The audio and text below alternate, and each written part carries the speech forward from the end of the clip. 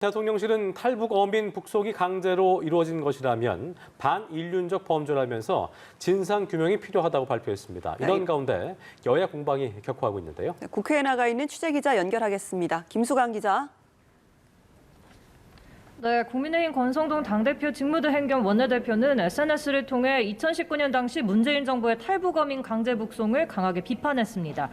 권 대행은 탈북어민들이 기순 의향서까지 썼고 이들이 살인자라는 주장은 출처가 북한이었음에도 제대로 된 검증 없이 이들을 강제 북송했다고 지적했습니다. 그러면서 국민의힘도 국가안보문란 TF를 통해 사건의 진실을 밝히도록 최선을 다하겠다고 했는데요. 반면 민주당 우상호 비대위원장은 이들이 16명을 살해하고 넘어온 명백한 흉악범인 만큼 귀순으로 인정할 수 없는 관련 법조항도 있다며 과도한 여론몰이라고 맞받아쳤습니다.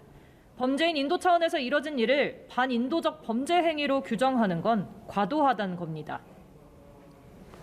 이번에는 여야 상황 살펴보겠습니다. 먼저 국민의힘 이준석 대표 징계위 결정 이후 닷새 만입니다. 근황을 공개했다고요? 네, 당원권 6개월 정지란 징계를 받고 잠행 중인 이준석 대표가 오늘 SNS에 근황 사진을 공개했습니다. 이 대표는 광주에 있는 사실을 알리며 무등산에 오른 사진을 함께 올렸는데요. 그러면서 광주에 했던 약속들을 풀어내려 준비 중이었는데 늦어지게 될 것 같아 광주 시민께 죄송하다고 적었습니다. 대선 기간을 지나 지선 기간 내내 이 대표가 각별히 공들여온 서진 정책이 징계 국면에서 정지된 점을 상기시키려는 차원으로 보입니다.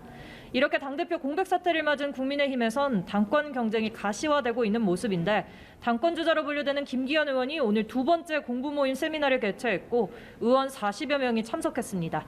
한편 다음 달 전당대회를 앞둔 민주당도 당권 경쟁이 달아오르고 있습니다. 박지원 전 비상대책위원장도 이번 주 공식 출마 선언 기자회견을 예고한 상태인데요. 다만 박 전 위원장이 출마 선언을 하더라도 후보 자격을 부여받기는 어려워 보입니다. 민주당 당원 당규상 당원 가입 후 6개월이 지나야만 출마 자격이 생기기 때문인데요.